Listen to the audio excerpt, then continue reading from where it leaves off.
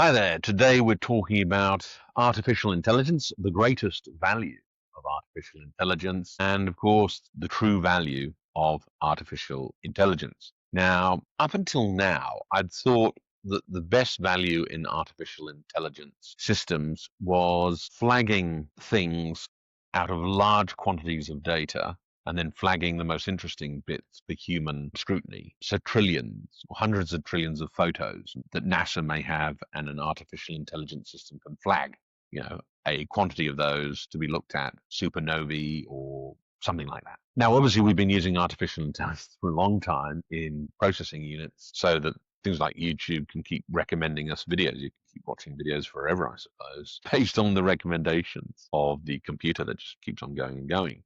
So obviously, there's those simple value propositions, artificial intelligence, of sifting through large quantities of data that then provide you with flagging those of most interest to you or those most interest to a human overseer, a human supervisor who can then take them up from there. Okay?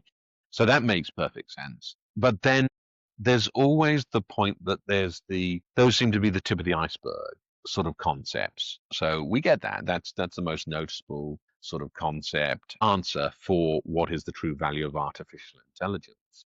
But then there's always something greater, right? That normally what is the true value, the capital T true value of artificial intelligence, right? And I suspect that what we're seeing with generative AI is a large language model can answer a question much quicker than a human can. Now, the answer may be filled with mistakes, hallucinations, errors, right? But at least you've got a answer to something. And if you're having trouble with the first rough draft or first draft of anything, or there's an area where you literally know nothing, well, you can go onto ChatGPT and Perplexity, and they will give you an answer and even references in some cases. So that natural hesitation that humans all have, we all have it, right? When we're asked a question, we either have had a bad experience in the past with a topic or we know nothing about it. There's hesitation, and that can lead to procrastination and avoidance.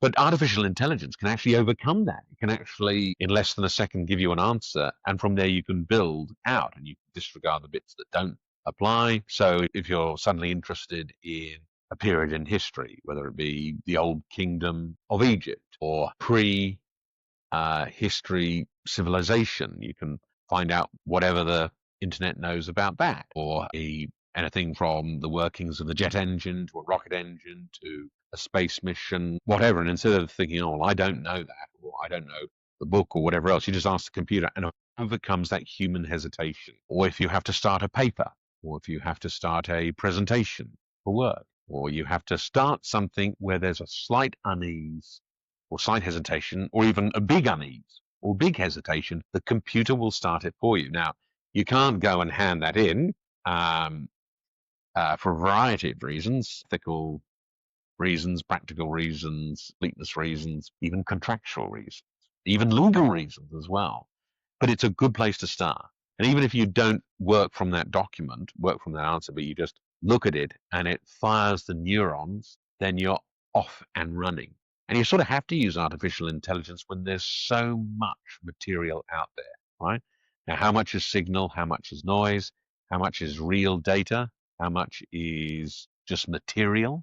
Now that a human has to work out, but you've got to start somewhere. And the computer will start somewhere. And so you don't have to sidle up to a lawyer or a doctor or a historian or an accountant or a politician or a bureaucrat or a banker or a stockbroker or a physiologist or whatever. You can actually ask questions without feeling embarrassed about general topic areas where you're very low on inputs or maybe zero inputs, and you want to go way up the chain quite quickly. And that's what artificial intelligence will help you do. And we're very good as humans at self-editing, right? And projecting, so on and so forth. So you don't have to be embarrassed with a computer. You just ask it as many questions as you like, and it'll spit out answers. And at least that gives you some answer from no answer.